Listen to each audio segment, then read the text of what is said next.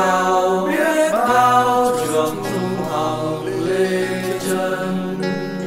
ngôi trường rộng đẹp chứa chan tình thương mến, nơi gắn bó biết bao kỷ niệm, nơi ghi sâu tình nghĩa thầy trò,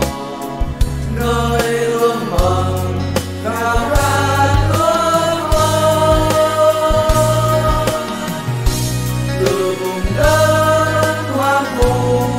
cây khô cỏ dài đã vươn lên cao đẹp trường Lê Chân, nơi tươi hoa xanh lá mùa xuân, nơi yêu thương tha thiết vô ngần. Truyền thống bao năm qua phát xa tình yêu với niềm tin cháy bỏng, mùa tình yêu rụng rã trong tim ta, cùng vững bước đi trên đường xa. Học sinh trường Lê Chân chăm ngoan, thầy cô trường Lê Chân dạy giỏi, vì ngày mai vì tương lai vươn lên, xứng danh trường mang tên nửa tương Lê Chân.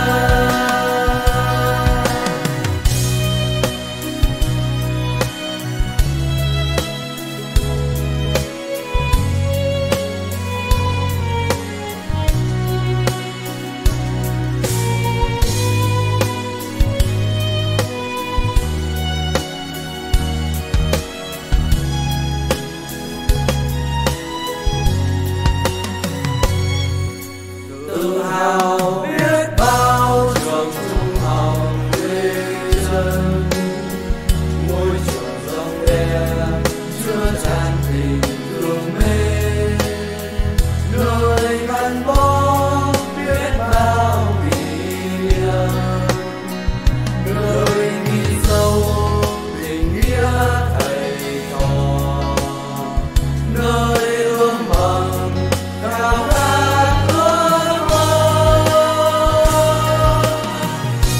Từ vùng đất hoang vu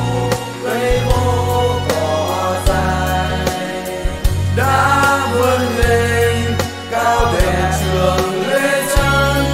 nơi tươi hoa xanh lá mùa xuân, nơi yêu thương tha thiết vô ngần.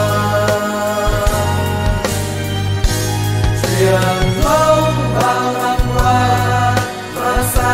tình yêu với niềm tin cháy bỏng, mùa tình yêu rụng rã trong tim ta, cùng vững bước đi trên đường xa. Học sinh trường Lê Chân chăm ngoan, thầy cô trường Lê Chân dạy giỏi, vì ngày mai vì tương lai vươn lên, xứng danh trường mang